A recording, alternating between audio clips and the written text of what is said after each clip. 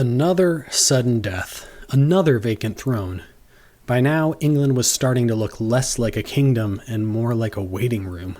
What can I say? That's just the way it was. Our next victim will be Harthacnut, also spelled Harthacnut. In Old Norse, it means something like a tough knot. You can almost hear hard knot in the name when you think about it. So let's find out if he was indeed as tough a knot as his name suggests. In 1040, Harold Harefoot died, unexpectedly and without a fight. For 5 uneasy years, he had held a crown that was never meant to be his, and now it passed at last to the man who was supposed to wear it all along, Harthacnut, son of Cnut the Great and Emma of Normandy. But even if England had been waiting for its rightful king, it hadn't exactly been waiting with open arms. Harthacnut hadn't been in England when his dad Cnut died. He was in Denmark, fending off rebellion and trying to secure the rest of Cnut's empire, as any good son would do, really. And while he delayed, Harold took the crown. By the time Harthacnut was ready to come back, Harold had become actual king and had even exiled Harthacnut's mother and ally, Emma. And Harthacnut had nothing to do but wait and plot. Luckily for him, in 11th century England, you didn't have to wait too long for the king to die.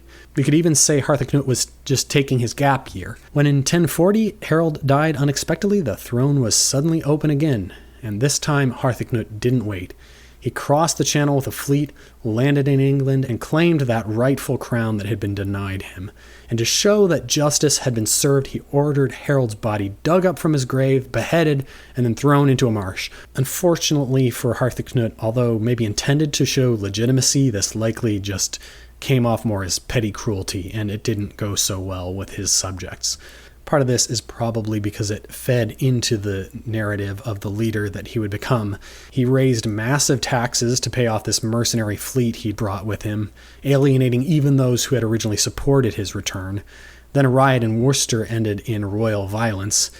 England was already weary of its kings and now had one who ruled more like a foreign enforcer than a native heir.